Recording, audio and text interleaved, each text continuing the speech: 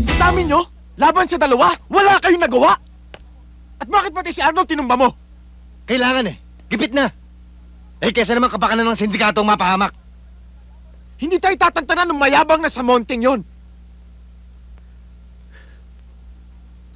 O ito gawin mo, ha? Pakilusin mo lahat ng tao natin sa forensic at balik ta rin ang ballistic report. Pera lang ang katapat nun. Tapalan nyo!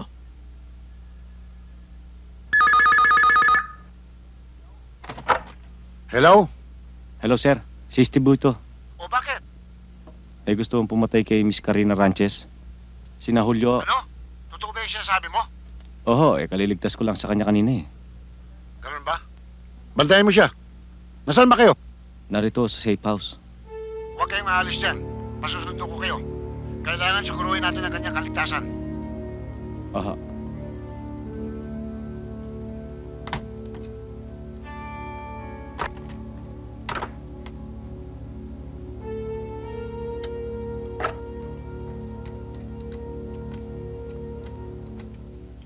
Ay, nako.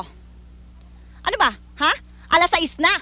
Umaga na tayo Hindi na tayo natulog. Tinawat ako. Tirik na. Wala pa rin yung sinasabi mong susundo sa atin. Ano ba? Huwag kang mainip. Darating na yun. Alam mo, kayo talaga mga pulis, ang babagal talaga ninyo. Alin? Kung sa media yan? Aba, kanina pa may nangyari, may aksyon pa. May resulta pa. Alam mo palagay ko, buti pa, iwanan na lang kita. Kasi number 1, may kaibigan naman ako sa gobyerno. May kaibigan ako sa Department of Justice. Pwede naman niya akong bigyan ng proteksyon. Number 2, ang boss ko, ang mga kasama ko sa trabaho, sa istasyon, hindi nila ako pababayaan, ano? Hindi ka pwedeng umalis. Delikado ang buhay mo. Delikado? Talagang delikado dahil kasama kita, no? Aalis ako kung gusto ko. Wala kang magagawa. Che! Ano ka ba? Sabi ko na hindi ka pwedeng umalis eh. Ano ka rin ba? Sabi ko sa'yo, aalis ako kasi gusto ko.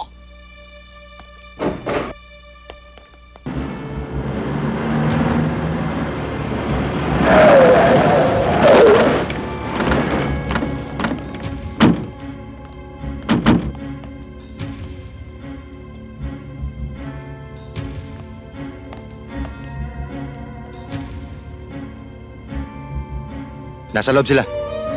Ang tigas ng ulo mo Ba't may ulo ba malambot? Ulit ako!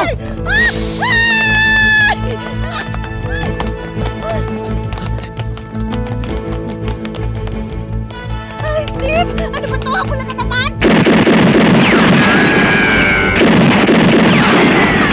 Ano ba yan? Ayoko na!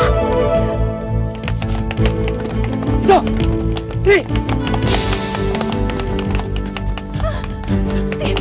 Hindi pa tayo kumakain! Ano ba to? Wala pa tayong almusal!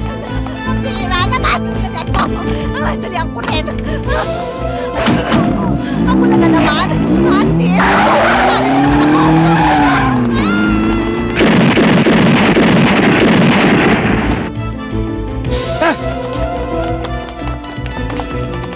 Ay!